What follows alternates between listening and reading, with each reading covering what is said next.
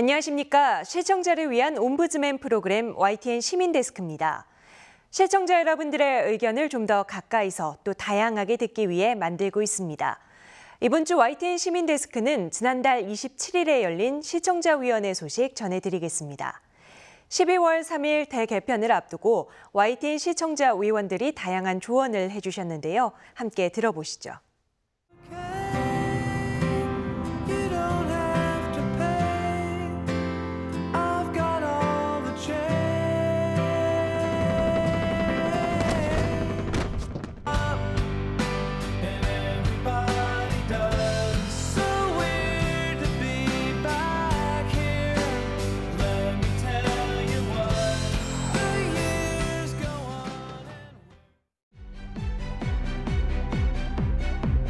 활기찬 아침, YTN과 함께 오늘을 시작합니다. 미리 보는 하루. 아침 종합 뉴스 굿모닝 YTN. 오전 11시 예리하고 명쾌한 시선으로 이슈를 분석하고 정리해드립니다. 정호엔 뉴스앤 이슈. 10년 만에 돌아왔습니다. 더 듣겠습니다. 더 보겠습니다. 더 뛰겠습니다. 진실의 한 발 더. 노종면의 더 뉴스. 가장 빠른 저녁 종합 뉴스, 뉴스큐. 공정하고 친절한 뉴스로 찾아뵙겠습니다. 밤 10시에 만나는 심야 종합 뉴스, 뉴스나이트. 하루의 모든 뉴스, 그 이면으로 한 걸음 더 들어갑니다. 새롭게 변화하는 YTN은 모든 시청자와 함께 호흡하며 진심을 다하겠습니다. 개편안을 마련하면서 그 슬로건을 이제 먼저 선정을 했습니다. 저희의 어떤 자세가 지금 담겨 있다고 이제 말씀드리시는데 어떻게 잘 전해졌는지 모르겠어요. 저희 진심이 전해지던가요? 슬로건이 일단 너무 좋습니다. 진실과 진심 그 두 단어를 넣어서 진실을 담겠습니다. 진실을 말하겠습니다. 진심을 다하겠습니다. 하여튼 정확한 거 문구는 표현이 안 되는데 진심과 진실이 너무 잘 정한 것 같아요. 칭찬해 주셨으니까 저의 자세를 한번 잘 담아보면 시청자도 같이 어떤 느낌을 받을 수 있을 거라는 이제 생각에서 저는 제작을 했고요. 메인 뉴스가 여기 5개가 있습니다.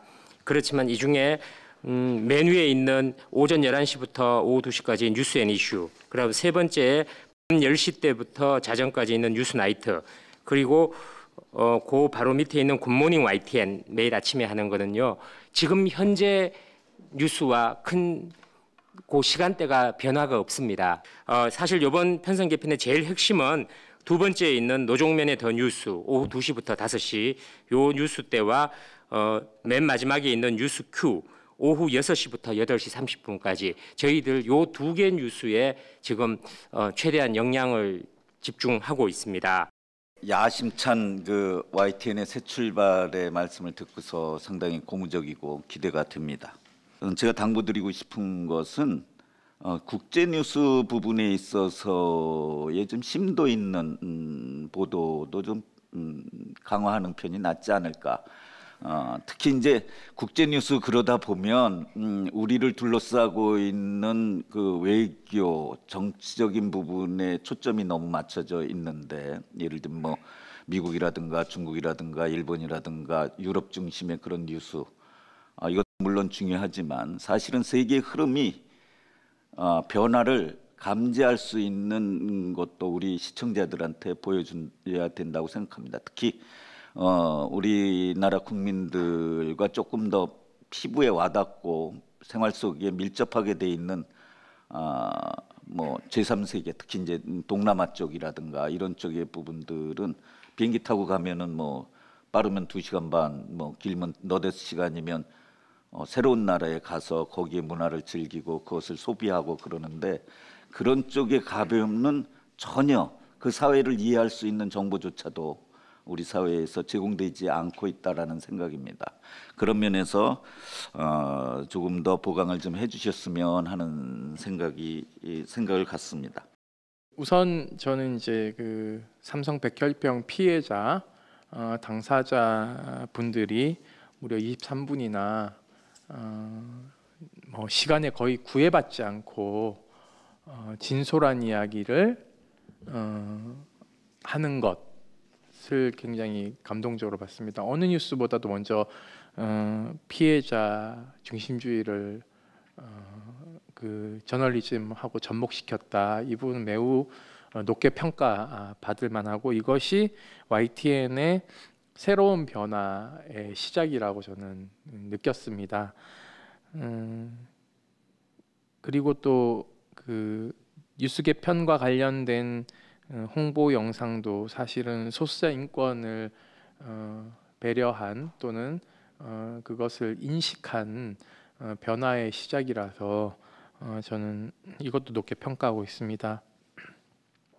문제는 이것이 아마 지속적으로 뉴스에 계속 담아내기란 어려울 겁니다. 그럼에도 불구하고 YTN이 조금 더 구호에 맞는 진심을 다해 다가간다라는 것을 보여주는 시금석이 되지 않을까라고 생각하고 있습니다. 다만 조금 아쉬운 점은 이런 것들이 있습니다. 이 중재가 어떤 과정을 거쳐서 몇 년 동안 어떻게 정말 어렵게 성사됐는지를 사실은 삼성이 나와서 같이 얘기해 주면 좋겠지만 삼성은 이제 공개적으로 사과했다는 지점에서 아마 기업으로서 책임을 전 다했을 거라고 생각하고 있습니다. 그렇다면 이 중재를 오랫동안 끌어온 그 당사자인 위원장인 김지영 전 대법관이라든가 또는 참여연대 공동대표인 정강자 대표님 이런 분들을 좀 섭외해서 얼마나 우여곡절이 많았고 한국 사회가 갖고 있는 이 피해자에 대한 오해와 그리고 기업에 대한 어떤 오해 이런 것들을 그 중재자 역할로서 어떻게 바라보고 이것을 매끄럽게 진행했는지를 저는 들어보는 것도 필요하지 않겠나라는 생각이 듭니다. 개편안에서 기타에 있는 그런 데와 인터뷰는 이게 프로그램 속에 코너 형식으로 돼 있어서 따로 편성표에 기재가 안 돼 있는 건가요? 아 예. 근데 보니까 그런 데는 팩트 체크라고 보긴 좀 어렵고 뭐랄까 문제 제기나 이런 경향으로 봐야 될 것 같은데 혹시 팩트 체크를 코너로 마련하거나 따로 프로그램을 짧게라도 편성할 계획은 혹시 없으신지 궁금한데요. 지금 저희들 기본 방침이 예. 각 뉴스 그 메인 뉴스 5개의 팀을 지정하고 그 안에 구성은 그 팀에게 최대한 자율성을 예. 부여해서 하고 있습니다. 예. 그 팀에서 그런 부분을 일부 팀에서 좀 지금 준비하고 있는 것으로 알고 있습니다만은 예. 지금 제가 정확하게 아는 예. 정도는 제가 의도적으로 개입을 하지 않고 있습니다. 예, 요새 아시겠지만은 팩트 체크가 이게 이제 보도의 대세이기 때문에 제가 개편한 편성표에서 보이지 않아서 그냥 여쭤본 거고요. 팩트 체크나 또 얼마 전에 뉴스타파도 업무 협약 맺으셨는데 팩트 체크와 탐사가 앞으로 개편한 프로그램에서 탐사 보도까지 해서 많이 보여줬으면 하는 바람이 있습니다. 그리고 돌발 영상 부활도 굉장히 반가운데 사실 제가 지난달 회의 때 SNS 역량에 좀 집중해 주십사 YTN이 부족하지 않느냐 말씀드렸는데 이거 오늘 주신 답변서 보니까 YTN이 굉장히 구독자 수도 많고 유튜브에서 꽤 인기가 있더라고요. 좀 민망했는데 돌발 영상 같은 경우에도 이게 딱 SNS나 유튜브에서 아마 먹히기 좋은 콘텐츠라고 생각이 들어서 잘 만드셔서 SNS나 그 모바일 환경에서 잘 퍼질 수 있도록 신경 써주시길 부탁드리고요. 또 좀 생뚱맞은 뉴스가 하나 제 입장에서는 있었는데 그 1월 25일 날 국제 뉴스인데 중국 화약고인 신장에서 이제 이런 뉴스였습니다. 요 뉴스가 나오던 당시에 중국 관련해서 제일 핵심적인 이 이슈는 그 대만에서 치러진 지방선거였거든요. 그때 이제 중국에서 벗어나려고 하는 시도가 이제 국민들이 바라지 않는다는 게 제일 큰 뉴스였는데, 근데 갑자기 중국 소수민족의 독립운동이 제일 처음에 한 지역인 신장에서 그쪽으로 이주해간 이 한족들과 아주 화목하게 잘 지낸다는 뉴스가 이렇게 나오는 거예요. 그러면서 초반 뉴스의 흐름이 6시 내 고향처럼 이렇게 쭉 흐르다가 갑자기 이 미국 전문가가 나와서 이거는 중국 정부의 어떤 의도가 담겨 있는 정치적인 거다. 이렇게 또 이렇게 코멘트를 하고 다시 6시 내 고향처럼 이렇게 화목하게 잘 지내는 모양을 만들다가 이렇게 뉴스가 딱 끝나더라고요. 그래서 저는 이 뉴스 자체도 약간 좀 뉴스의 흐름도 좀 의아했고, 지금 이 시점에서 이 얘기가 들어간 점도 좀 의아스러웠고, 이 뉴스 제작진들이 뉴스는 균형을 잡아야 된다, 어디 한쪽에 치우치지 않고, 좀 이런 좀 기계적인 균형감의 원칙이 있으셔서 그런 건가 하는 이런 생각도 들었는데요. 이제 뭐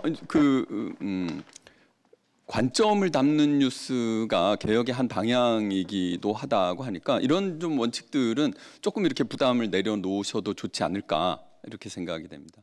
먼저 뉴스에 관해서 보면 뉴스는 속성상 크게 변할 게 없어요. 왜냐하면 그 사건을 보도하다 보니까. 그러다 보니까 많은 시청자들이나 우리 시청자위원회에서 나온 얘기가 똑같은 내용이지만 왜 사진까지 같은 걸 쓰느냐, 좀 다른 각도에서 찍은 사진이라든지 약간의 변화를 주지 않으면 그 한 번 뉴스를 본 사람은 식상하다 하고 다음 뉴스는 그냥 다른 채널로 가버린다. 그래서 어떻게 그 시청자들을 계속 이 뉴스를 보게 만들 것인가, 이런 것도 한 가지 문제이고, 그 다음에 이 시청자 그룹 특성을 좀 분석을 해야 될 것 같아요.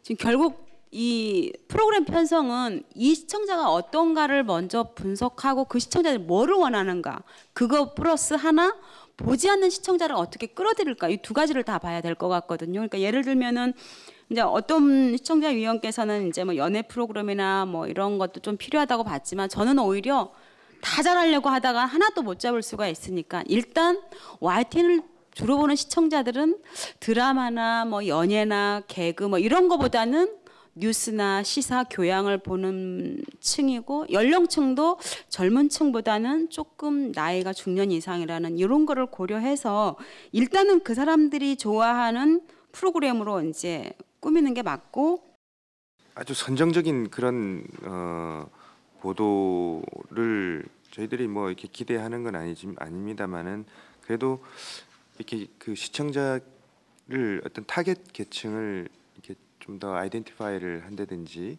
해서 이 파고드는 이제 그런 시도가 좀 있어야 되는 거 아닌가. 근데 그런 점에서 봤을 때 글쎄 뭐 지금 앞에 많은 논의들이 있었겠지만, 이 지난번에도 이제 사장님께서도 말씀해 주셨는데 그 돌발 영상을 부활하는 거에 대해서 너무 좀 내부적으로 너무 많은 기대를 하고 있는 건 아닌가라는 생각을 했었습니다. 뭐 제가 이제 돌발 영상 과거에도 뭐 보면서 뭐 가슴 통쾌한 적도 많았었고, 야 정말 이거 재밌다라는 생각한 적도 사실 있었었는데, 요즘에는 다 이제 그게 미디어들이 그런 류의 뭐 그 어찌 보면 폭로성 같고 어찌 보면 굉장히 좀 선정적인 화면이 나올 수도 있는 그런 거를 다 하고 있단 말이죠. 근데 혹시라도 여기에 너무 많은 기대를 하고 있는 건 아닌가. 또 자칫 잘못하면은 또 하나의 또 선정적이고 어찌 보면은 인권을 약간 제약할 수 있는 저해할 수 있는 그런 류의 또 프로그램으로 또 갈 수도 있겠다는 좀 조심스러운 생각을 하게 됩니다. 그리고 이제 저도 그 최근 와서 이제 YTN을 가급적 많이 보려고 하는데, 지난번에도 잠깐 말씀드린 것처럼 그 국제 뉴스에 대해서 오히려 조금 더 시간을 더 할애하면 어떨까라는 생각을 했고요. 그러니까 뭐 그냥 뉴스 끝무렵쯤에 해가지고 뭐 외신 뭐 보도만 이렇게 쭉 몇 개만 쭈르륵 해서 나가는 게 아니라, 뭐 예를 들어서 뭐 1시간 또는 30분 정도 집중적으로 이번에는 국제 뉴스만 이제 편성을 해서 주요 뉴스들을 쫙 이렇게 지금 현재 뭐 예를 들어서 뭐 지금 미국과 중국의 통상 문제가 어떻게 지금 진행되고 있다든지, 약간의 그 한 토픽마다 시간을 좀 더 할애해가지고 이 국제뉴스 시간 하나 한번 만들어 보면 어떨까라는 생각도 좀 해봤습니다. 제 말씀은 이걸로 간단히 마치겠습니다. 개편안을 딱 보면서 슬로건에서 진실을 전합니다, 진심을 다합니다 이렇게 쓰여져 있는 것을 보고 아, 참 슬로건을 잘 정하셨다라고 생각을 했는데요. 보여주신 영상을 보다 보니까 제가 행간을 읽을 수가 있었어요. 진실을 전합니다. 그냥 단순히 진실을 전하는 것이 아니라 누구에게나 진실을 전하고 싶습니다 라고 하는 것으로 읽혔습니다. 그 수화 방송도 것도 그렇고요. 그다음에 이제 시청자들의 영상을 따신 것도 청소년들은 어른들의 뉴스라고 생각한다라고 하는 것을 영상에 보여주신 것은 청소년들도 좀 생각하겠다라고 하는 그런 의지의 표현이라고 좀 봤습니다. 그래서 그것을 메인으로 삼아서 이렇게 먼저 보여주시는 것, 메인으로 보여주시는 것은 굉장히 의미가 있고 이제 그런 것이 이렇게 이벤트성으로 그치는 것이 아니라 정말 누구에게나 진실을 전하고 싶다라고 하는 마음이라면 뉴스의 앞이나 뒤에 아주 헤드라인이라고 볼 수 있는 메인 기사 같은 것들은 그런 화면으로 좀 누구나 핵심적인 뉴스는 접할 수 있게 그런 식으로 하시는 것이 또 지금의 작은 아이디어를 발전시키는 그런 방안이 아닐까 그런 생각을 좀 해봤고요. 패널 분들에 대해서 상당히 많은 말씀이 나왔어요. 사실은 저는 일부 그 특정한 패널 분께서 말씀을 하시면 사투리를 써서 바로 채널을 돌립니다. 이제 그런 것들도 좀 감안해 주실 것을 좀 바라고요. 아까 광고 말씀도 좀 나왔는데 그건 모르겠어요. 그 광고 시간을 그 중간에 어느 정도 반영을 해야 이 광고 비용하고 회사 경영에 도움이 되고 실제 운영할 수 있는지 잘 모르겠으나 방송 시간이 상당히 좀 길다라고 말씀을 드리는 시청자분들이 상당히 많아요. 저 스스로도 뉴스 재밌게 보다가 아이고 이제 끝났구나, 금방 좀 끝나겠지 하고 있으면 계속 이제 방송하고 있으니까 아이고 안 되겠다, 돌려야겠다 하고 채널을 돌리는 경우도 상당히 많습니다. 이제 그것은 회사 경영과 어차피 그 분리를 할 수 없는 일이긴 하지만 서로 그 윈윈하는 차원에서 좀 검토가 돼서 계속 채널을 돌리지 않고 붙어놓게 하는 그런 전법이 전략이 좀 필요하지 않겠나 하는 이런 생각을 합니다. 제가 YTN 앞으로 개편이 되면 기존에 했던 것과는 다른 프로그램이라든지 형식으로 진행이 될 테지만 지금까지 제가 YTN 보면서 좀 느꼈던 것이 첫 번째가 이제 패널 말씀 나오셨는데 제가 지난주에도 이렇게 보다가 변호사 패널이 이렇게 나왔는데 사실은 저도 변호사를 하지만 제가 담당하지 않는 사건들은 잘 모르거든요. 근데 변호사님 한 분이 앉으셔가지고 형사, 민사, 뭐 복잡한 행정 절차까지 그냥 이렇게 혼자 다 이렇게 말씀하시는데 보면서 굉장히 전문적인 느낌도 들지 않고 왜 저렇게 패널 구성을 했을까? 그냥 아나운서가 그냥 팩트를 얘기해 주거나 정보를 줘도 되는 내용인데 그냥 그 뉴스 컨셉에서 뭔가 부족한 부분, 전문성을 뭔가 돋보이게 하기 위해서 패널을 그냥 변호사를 넣은 것 같은데 전혀 뭐 이렇게 전문적인 느낌을 주지 않았었거든요. 그래서 효과적이지 않다라는 생각이 들어서 여기 메인 전략 뉴스에서 외부 출연자 적극 섭외가 정말 그렇게 소위 말하는 뭐 변호사라든지 교수라든지 해서 그냥 제너럴한 수준의 발언을 하는 거라면 이런 형태의 섭외는 좀 지양이 됐으면 좋겠다라는 생각이 좀 많이 들었습니다. 오히려 그 외부 출연자는 기존의 뉴스에서 그 스피커를 받을 수 없었던 사회적 약자라든지 그런 분들을 좀 많이 보강해서 출연을 시키고 이 사회적으로 어떤 중요한 모멘텀을 좀 만들어가는 그런 역할을 했으면 좋겠다는 생각이 들고요. YTN을 포함해서 우리나라의 많은 방송에서 이게 뉴스들이 어떻게 보면은 그 테이블과 그 앵커와 어떤 그 카메라의 위치 이런 것들이 거의 100% 다 똑같은 것 같습니다. 그리고 방송마다 똑같고 그 방송국 내부에서의 그 프로그램마다 똑같고, 그러니까 너무 그게 가장 물론 안정적인 어떤 그 배치이기 때문에 그럴 수 있다. 그거는 이제 이해를 합니다.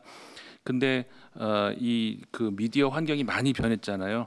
앞서서 다른 위원님들 말씀하셨다시피 지금은 소위 말해서 그 기존 그 전통적 의미에서 방송국만 있는 것도 아니고 1인 방송들도 굉장히 영향력 있는 사실 1인 방송들도 있지 않습니까? 그런 세상에서 굉장한 어떤 그 뭐라고 할까요? 그 변화를 추구하면서 다른 모색을 해야 되는 그런 고민이 많이 있어야 된다고 생각을 합니다. 외국의 어떤 한 방송의 경우 예를 들자면 그 패널들이 들어오고 나가고 와서 기술적으로 이제 마이크를 달고 무슨 이런 과정을 그대로 다 보여줍니다. 그리고 앵커가 그 자리에 가만히 앉아 있는 것만이 아니라 그 카메라로 이동을 했다가 다시 돌아왔다가 경우에 따라서 말이죠. 이런 식의 많은 어떤 변화에 대한 고민 이런 것들을 한번 해보시면 어떨까라고 하는 제안을 한번 같이 드려봅니다. 지금 이런 편성 개편 관련해서는 앞으로 뭐 저희들에게 이런 말씀을 주실 때는 FM이나 사이언스 채널도 같이 좀 주셨으면 좋겠다. 그래서 그 부분들이 좀 늘 소외되지 않고 그 부분도 굉장히 중요한 채널이니까 꼭 말씀을 좀 해주셨으면 좋겠다.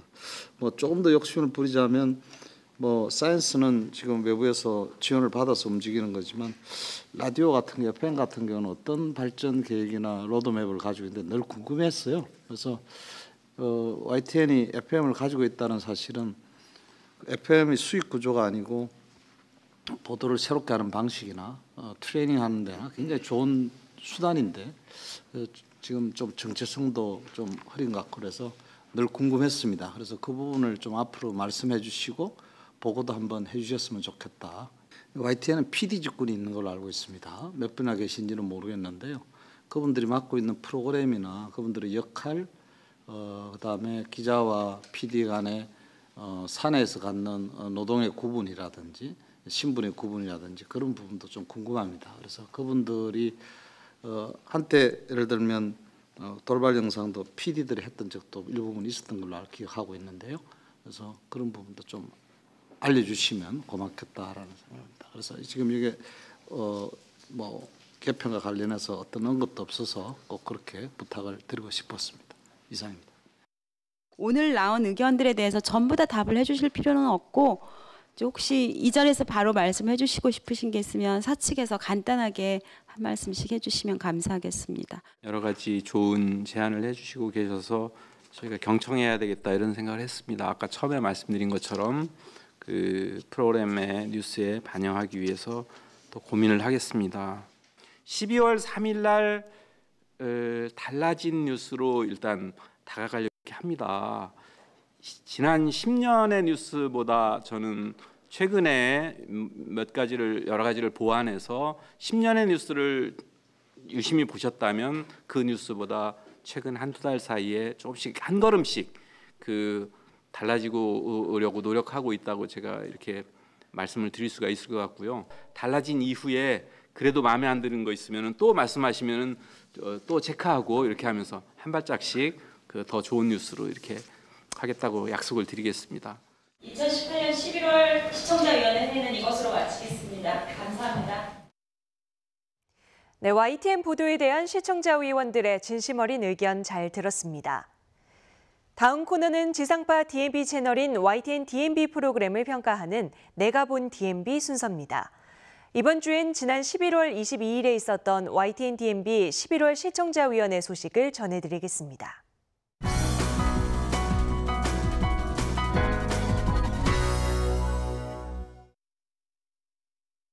아침 뉴스에서 제가 관심 있게 봤던 부분이 26일 날 방송을 했었고 27일 아침에 방송했던 그 가정폭력 사건.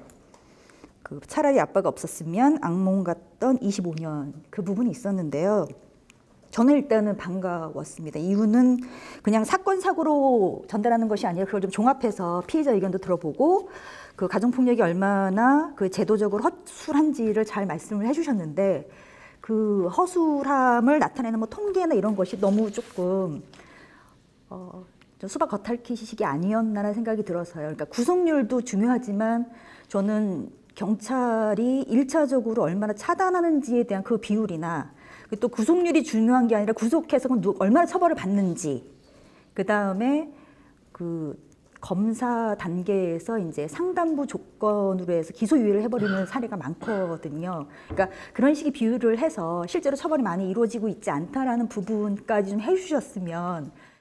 YTN은 약간 전반적인 내용을 설명해 주시는 건 좋지만 약간 중요 포인트를 조금 캐치하기가 좀 어려웠던 것 같아요. 그러다 보고 뉴스가 꼭 자극적이어야 되는 건 아니지만 조금 약간 긴박하고 좀 급박한 뉴스 이슈라면 앵커분들이나 기자님들의 좀 그런 멘트도 좀 그랬으면 좋겠는데 너무 뉴스 분위기랑은 조금 상반되다 보니까 이게 좀 공감도 필요한 거잖아요. 그래서 저희가 막 이렇게 돌아다니면서 듣다가 아 이거 되게 중요한 뉴스인가 보다 이렇게 딱 올 수 있게끔 해줘야 되는데 조금 서술이 좀 평온하셨던 것도 있고 그러니까 예를 들어 PC방 김성수 같은 경우도 아까 말씀드린 사례호도 그런 부분들이 있었던 것 같고요. 그리고 이수혁 폭행 사건 같은 경우도 아무래도 여성 혐오로 처음에 갔다가 근데 그게 사실이 아니다라고 이렇게 밝혀지는 과정을 조금 더 집중해서 보여주면 좋겠는데 약간 사건이 좀 나열되는 것 같은 그런 느낌이 좀 있었고요.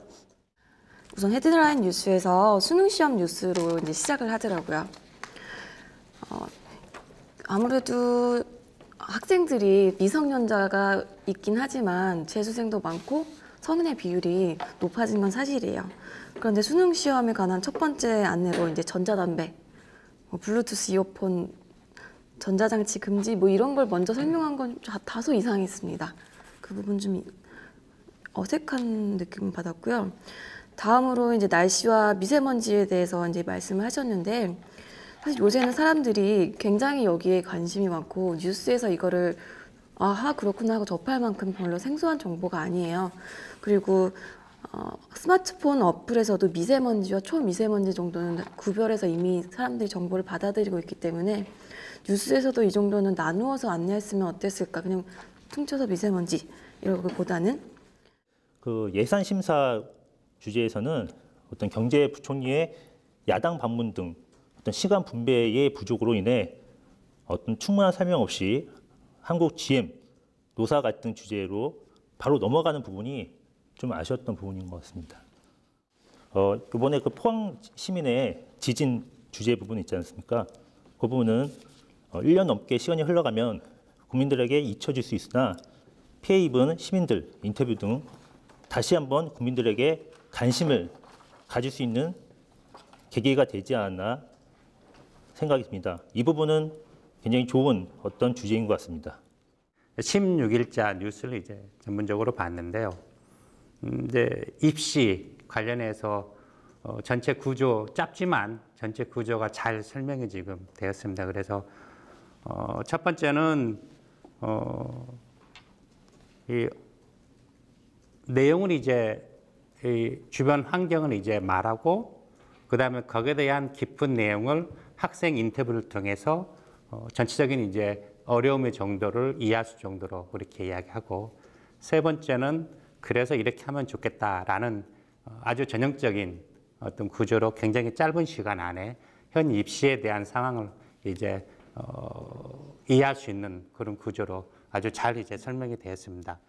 우리가 이 시각 보도 그러면 이 시각 보도국의 현재 리얼타임에 뭐 긴박하게 돌아가는 어떤 모습을 보여준다는 건지 아니면 지금 보도국으로 들어오는 어떤 뉴스들을 뭐 간추린다든지 하여간 이 시각 보도국 그러면 느낌이 좀 굉장히 리얼한 느낌이 드는데 실제는 그냥 간추린 뉴스 간단하게 앵커가 그냥 몇 가지 뉴스들을 쭉 설명해주고 지나가는 그런 거였다. 코너 이름에 대해서 한번 고민해보라 말씀을 드리고 싶고 금방 우리 김소월 의원님이 언급했듯이 중점 뉴스 그러면 선입관이 굉장히 어떤 중요한 뉴스를 선정을 해서 기획 취재를 했거나 뭐 심층 취재를 해서 좀 이렇게 좀 깊이 파헤치겠구나 이런 느낌을 갖고 있었는데 막상 보니까 그 앞에 했던 다른 뉴스들 리포트한 거가 큰 차이가 없더라. YTN 시민데스크는 시청자 여러분의 참여로 만들어지고 있습니다. YTN 홈페이지 시청자 의견 코너에 글을 남겨주시면 더 정확하고 공정한 방송을 만드는 데 반영하겠습니다. 이번 주 순서는 여기서 마치겠습니다. 고맙습니다.